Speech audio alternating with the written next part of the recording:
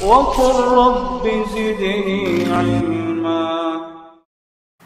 Kita bisa mengerjakan ibadah, misalnya puasa, sholat sunnah, atau ibadah-ibadah yang lain, itu juga karena pemberian dari Allah. Kalau Allah tidak memberi, nggak bisa. Bahkan walaupun ibadah yang katakan atau orang melihatnya itu ringan sekali, kalau Allah tidak memberi, kita nggak bisa. Maka kita doa. Kita doa supaya kita bisa bertemu bulan Ramadan dalam keadaan sehat, dalam keadaan kuat, dalam keadaan semangat. Yang kedua, kita usahakan kita bertemu bulan Ramadan dengan hati yang jernih, dengan hati yang bersih. Kenapa? Karena hati yang kotor itu akan membuat kita berat mengerjakan kebaikan, berat mengerjakan ibadah.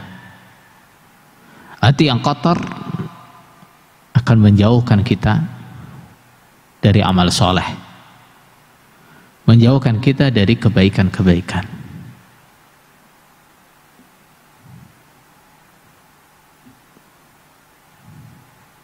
Apa yang mengotori hati kita ini?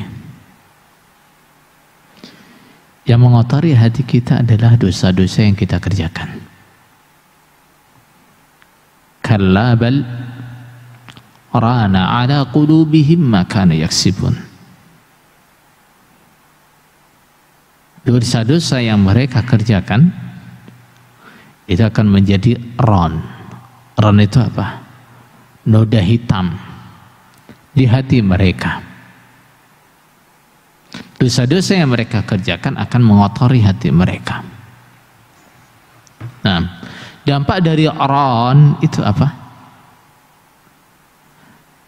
Dampak dari noda yang mengotori hati, dampaknya adalah beratnya kita mengerjakan ibadah.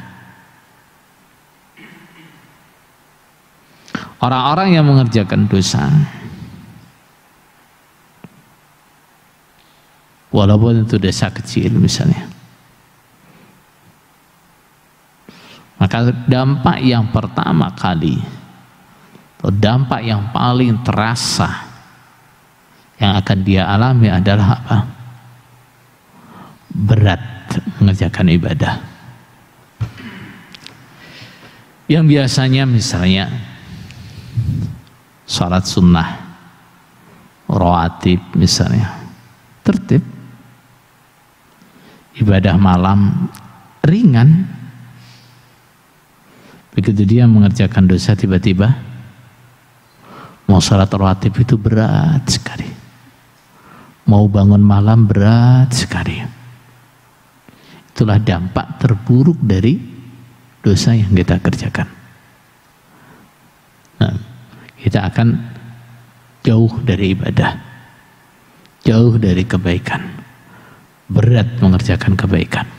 Padahal saudara sekalian, ketika bulan Ramadan tiba,